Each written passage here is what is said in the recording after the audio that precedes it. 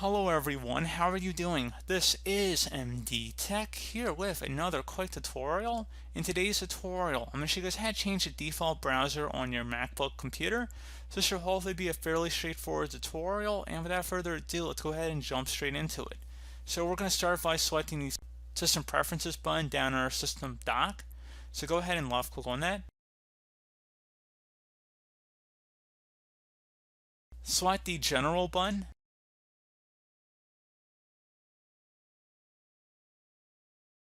And then where it says default web browser, click inside this drop down.